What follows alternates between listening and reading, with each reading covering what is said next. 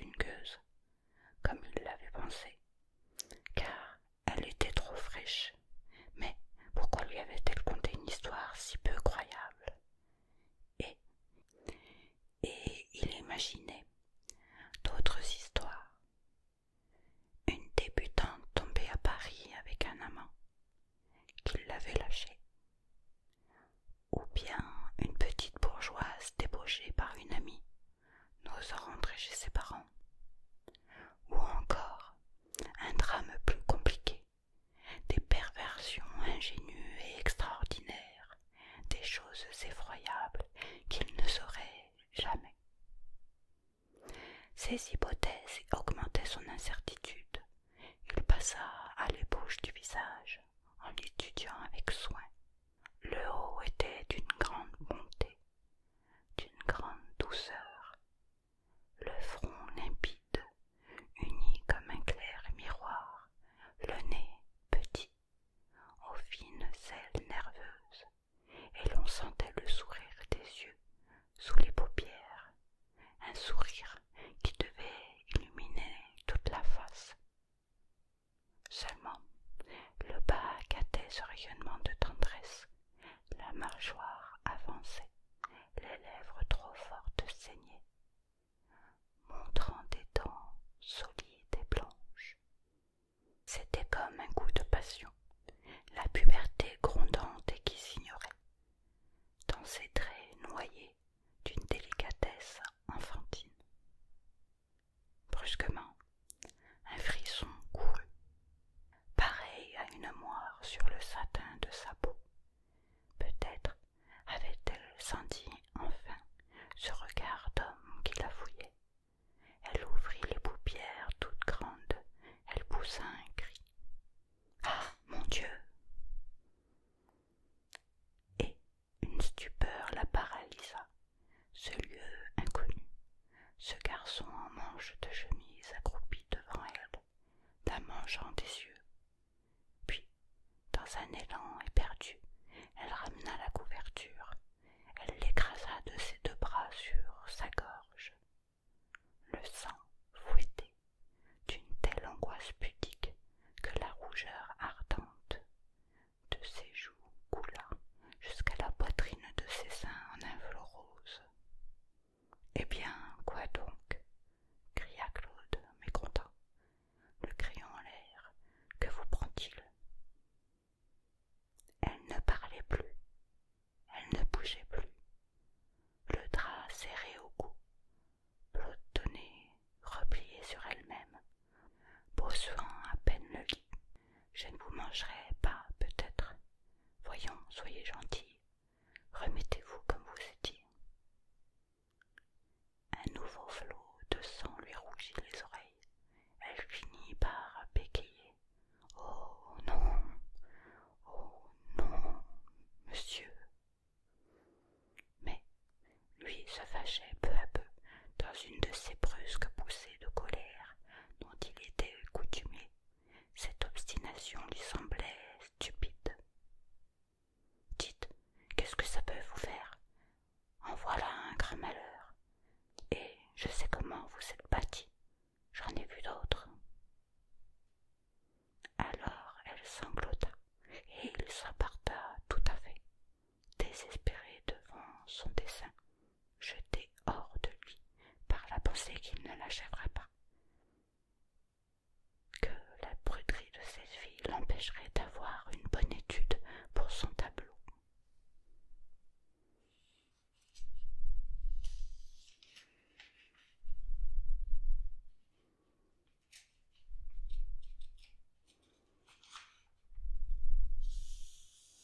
Vous ne voulez pas, hein? Mais c'est imbécile. Pour qui me prenez-vous? Est-ce que je vous ai touché? Dites. Si j'avais songé à des bêtises, j'aurais eu l'occasion belle cette nuit. Ah, ce que je m'en moque, ma chère. Vous pouvez bien tout montrer. Et puis, écoutez, ce n'est pas très gentil de me refuser ce service, car enfin je vous ai ramassé, vous avez couché dans mon lit. Elle pleurait plus fort, la tête cachée au fond de l'oreiller. Je vous jure que j'en ai besoin, autrement je ne vous tourmenterai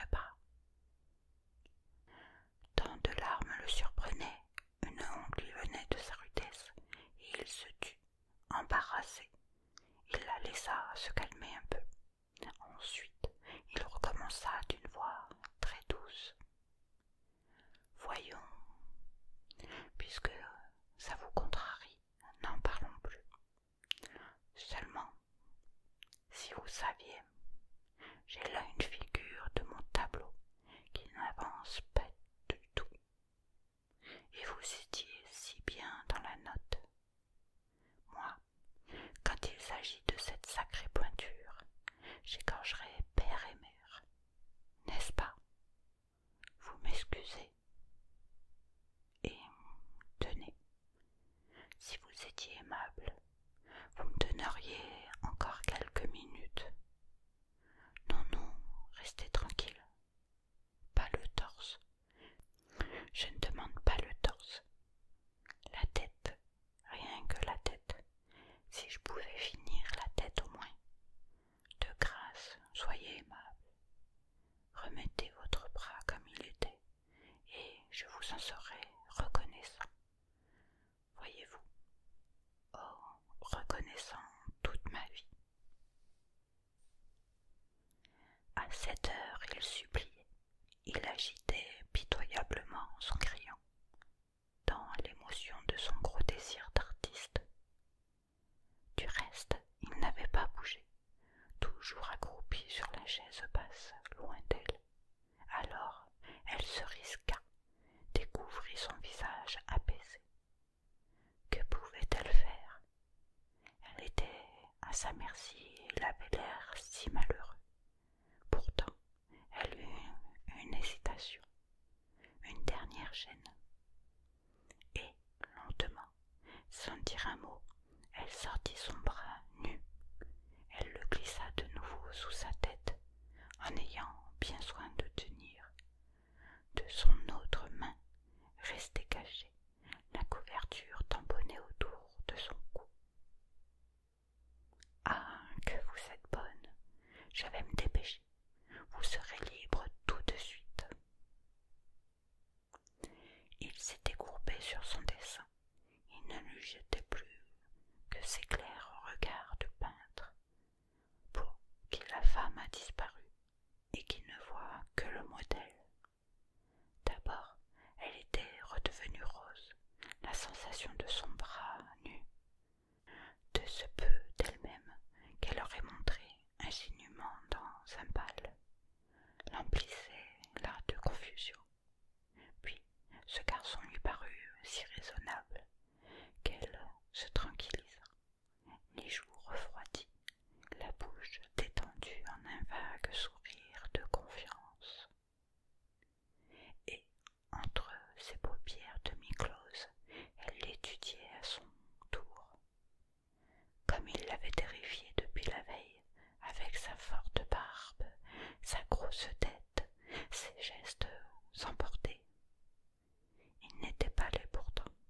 Elle découvrait, au fond de ses yeux bruns, une grande tendresse, tandis que son nez la surprenait, lui aussi un nez délicat de femme, perdu dans les poils, hérissé de lèvres. Un petit tremblement d'inquiétude nerveuse le secouait. Une continuelle passion qui semblait faire vivre le crayon au bout de ses dos, mince, et dont elle était très touchée sans savoir pourquoi. Ce ne pouvait être un méchant. Il ne devait avoir que la brutalité des timides. Tout cela, elle ne l'analysait pas très bien, mais elle le sentait. Elle se mettait à l'aise, comme chez un ami. L'atelier, il est vrai, continuait à l'effarer un peu. Elle y jetait des regards prudents, stupéfaite d'un tel désordre et d'un tel abandon. Devant le poêle, les cendres du dernier hiver s'amoncelaient encore. Outre le lit, la petite table de toilette et le divan, il n'y avait d'autre meuble qu'une vieille armoire de chêne disloquée et qu'une grande table de sapin, encombrée de pinceaux, de couleurs, d'assiettes sales, d'une lampe à esprit de vin sur laquelle était restée une casserole barbouillée de vermicelle. Des chaises dépaillées se dépendaient parmi des chevalets boiteux. Près du divan, la bougie de la veille traînait par terre dans un coin du parquet qu'on devait balayer tout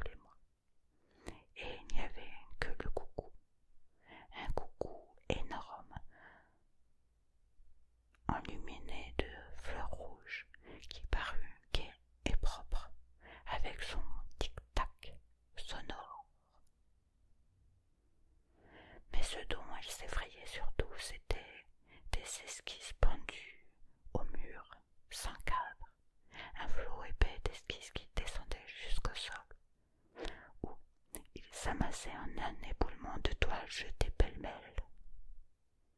Jamais elle n'avait vu une si terrible peinture, rugueuse, éclatante, d'une violence de ton qui la blessait comme un juron de chartier, entendu sur la porte d'une auberge. Elle baissait les yeux, attirée pourtant par un tableau retourné.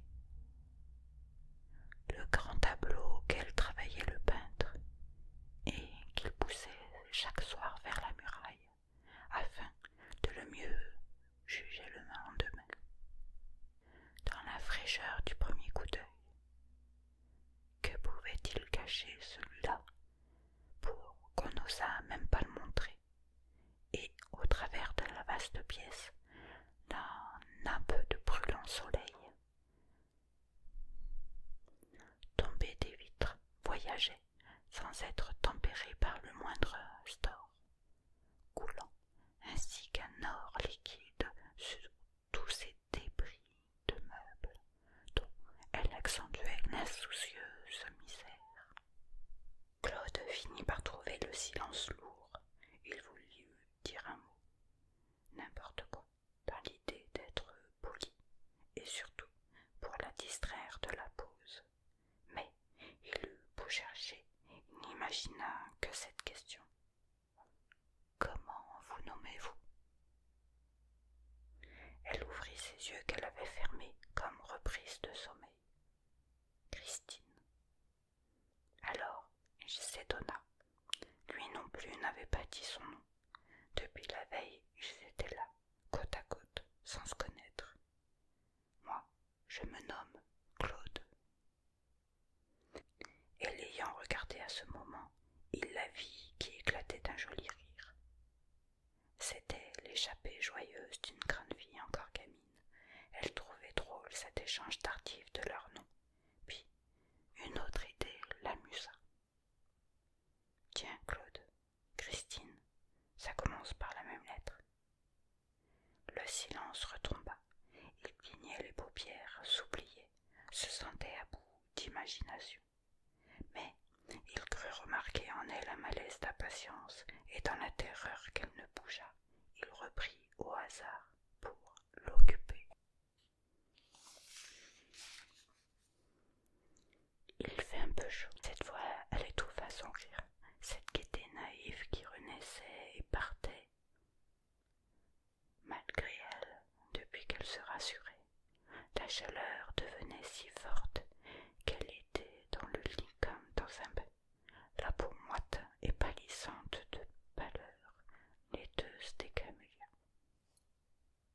Oui, un peu chaud, répondit-elle sérieusement, tandis que ses yeux s'égayaient. Claude alors conclut de son air bonhomme. C'est ce soleil qui entre, mais bas, ça fait du bien. Un beau coup de soleil dans la peau. Dites donc, cette nuit, nous aurions eu besoin de ça, sous la porte. Tous deux éclatèrent, et lui, enchanté d'avoir découvert enfin un sujet de conversation, la questionna sur son aventure, sans curiosité, se souciant peu, au fond, de savoir la vérité vraie, uniquement désireux de prolonger la séance. Christine, simplement, en quelques paroles, conta les choses. C'était la veille au matin qu'elle avait quitté Clermont pour venir à Paris, où elle allait entrer comme lectrice chez la veuve d'un général, Madame Vauzade, une vieille dame très riche qui habitait Passy. Le train, réglementairement, arrivait à 9h10 et toutes les précautions étaient prises. Une femme de chambre devait l'attendre. On avait même fixé par lettre un signe de reconnaissance, une plume grise à son chapeau noir. Mais voilà que son train était tombé, un peu au-dessus de Nevers, sur un train de marchandises dont les voitures déraillées et brisées obstruaient la voie. Alors avait commencé une série de contretemps et de retards. D'abord, une interminable pause dans les wagons immobiles, puis l'abandon forcé de ces wagons, les bagages laissés là, en arrière, les voyageurs obligés de faire 3 kilomètres à pied pour atteindre une station, où l'on s'était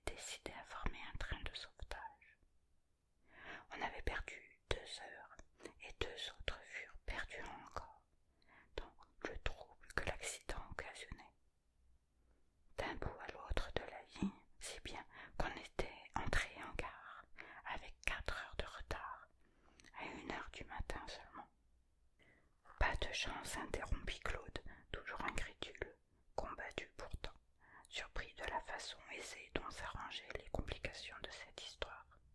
Et, naturellement, personne ne vous attendait plus. En effet, Christine n'avait pas trouvé la femme de chambre de Madame Vanzade, qui, sans doute, s'était lassée, et elle disait son émoi dans la gare de Lyon. Cette grande halle inconnue, noire, vide, bientôt déserte, à cette heure avancée de la nuit. D'abord, elle n'avait point osé prendre une voiture, se promenant avec son petit sac, espérant que quelqu'un viendrait. Puis, elle s'était décidée, mais trop tard, car il n'y avait plus là qu'un cocher très sale, empestant le vin qui rôdait autour d'elle, en s'offrant d'un air coquenard. Oui, un rouleur, reprit Claude intéressé maintenant, comme s'il lui assistait à la réalisation d'un conte bleu. Et vous êtes monté dans sa voiture? Les yeux au plafond, Christine continua sans quitter la pause. C'est lui qui m'a forcé. Il m'appelait sa petite. Il me faisait peur. Quand il a su que j'allais à Passy, il s'est fâché. Il a fouetté son cheval si fort que j'ai dû me cramponner aux portières. Puis je me suis rassurée un peu. Le fiacre roulait doucement dans des rues éclairées. Je voyais du monde sur les trottoirs. Enfin, j'ai reconnu la Seine. Je ne suis jamais venue à Paris, mais j'avais regardé un plan, et je pensais qu'il filerait tout le long des quais, lorsque j'ai été reprise de peur, en m'apercevant que nous passions sur un pont. Justement, la pluie commençait. Le fiacre qui avait tourné dans un endroit très noir s'est brusquement arrêté. C'était le cocher qui descendait de son siège et qui voulait entrer avec moi dans la voiture. Il disait qu'il pleuvait trop. Claude se mit à rire. Il ne doutait plus. Elle ne pouvait inventer ce cocher-là.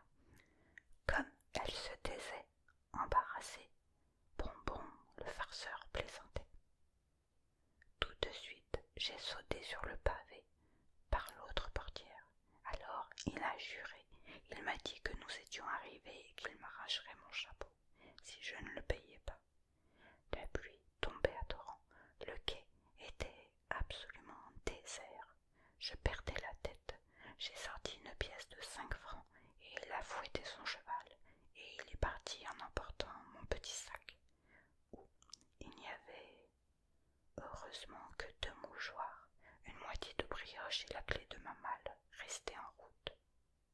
Mais on prend le numéro de la voiture, cria le peintre indigné. Maintenant il se souvenait d'avoir été frôlé par un fiacre fuyant à toutes roues, comme il traversait le pont Louis-Philippe, dans le ruissellement de l'orage.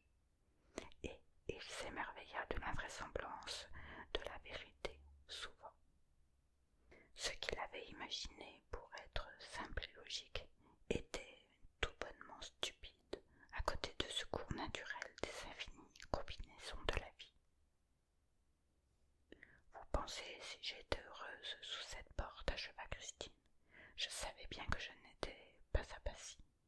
J'allais donc coucher la nuit là, dans ce Paris terrible, et ces tonnerres et ces éclairs, oh, ces éclairs, tout bleus, tout rouges, qui me montraient des choses à faire trembler. Ses paupières de nouveau s'étaient closes, un frisson pâlit son visage. Elle revoyait la cité tragique, cette trouée des quais s'enfonçant dans les rougeoiements de fournaise, ce fossé profond de la rivière, roulant des eaux de plomb, encombré de grands corps noirs, de jalons pareils à des...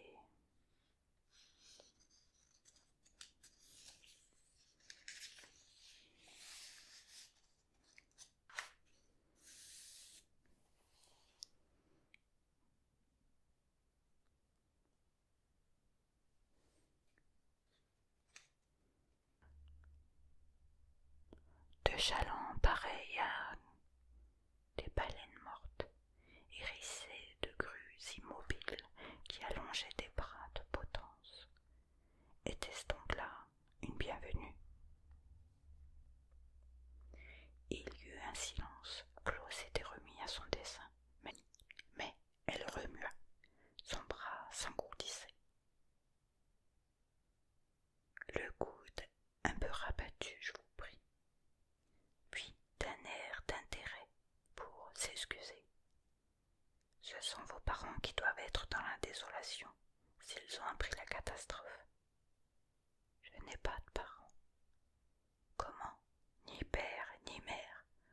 toute seule. Oui, toute seule. Elle avait 18 ans et elle était née à Strasbourg, par hasard, entre deux changements de garnison de son père, le capitaine Alegrin. Comme elle entrait dans sa 12e année, ce dernier, un gascon de Montauban, était mort à Clermont, où une paralysie des jambes l'avait forcé de prendre sa retraite. Pendant près de 5 ans, sa mère, qui était parisienne, avait vécu là-bas, en province, ménageant sa maigre pension, travaillant, peignant des éventails, pour achever d'élever sa fille en demoiselle. Et, depuis 15 mois, elle était morte à son tour, la laissant seule au monde, sans un sou, avec l'unique amitié d'une religieuse, la supérieure des sœurs de la Visitation, qu'il avait gardée dans son pensionnat. C'était du couvent qu'elle arrivait tout droit, la supérieure ayant fini par lui trouver cette place de lectrice chez sa vieille amie, Madame Vanzade, devenue presque aveugle. Claude restait muet à ces nouveaux détails. Ce couvent, cette orpheline bien élevée, cette aventure qui tournait au romanesque, le rendait à son embarras, à sa maladresse de gestes et de paroles. Il ne travaillait peu, les yeux baissés sur son croquis. « C'est joli, Clermont ?» demanda-t-il enfin. « Pas beaucoup. Une ville noire, puis, je ne sais guère, je sortais à peine. » Elle s'était accoudée, elle continua très bas, comme se parlant à elle-même, d'une voix encore brisée des sanglots de son deuil. Maman, qui n'était pas forte, se tuait la besogne. Elle me gâtait. Il n'y avait rien de trop beau pour moi. J'avais des professeurs de tout, et je profitais si peu. D'abord, j'étais tombée malade, puis je n'écoutais pas. Toujours à rire, le sang à la tête. La musique m'ennuyait. Des crampes me tordaient les bras au piano. C'est encore la peinture qui allait le mieux. Il leva la tête. Il l'interrompit d'une exclamation. « Vous savez peindre ?»« Oh non, je ne sais rien, rien du tout. Maman, qui avait beaucoup de talent, me faisait faire un peu d'aquarelle, et je l'aidais parfois pour les fonds de ses éventails. Elle en peignait de si beaux. » Elle eut, malgré elle, un regard autour de l'atelier, sur les esquisses terrifiantes dont les murs flambaient, et, dans ses yeux clairs, un trouble reparut. L'étonnement inquiet de cette peinture brutale. De loin, elle voyait à l'envers l'étude que le peintre avait ébauchée d'après elle, si consternée des tons violents, des grands traits de pastel sabrant les ombres, qu'elle n'osait demander à la regarder de près. D'ailleurs, mal à l'aise dans ce lit où elle brûlait, elle s'agitait, tourmentée de l'idée de s'en aller, d'en finir avec ces choses qui lui semblaient un songe depuis la veille.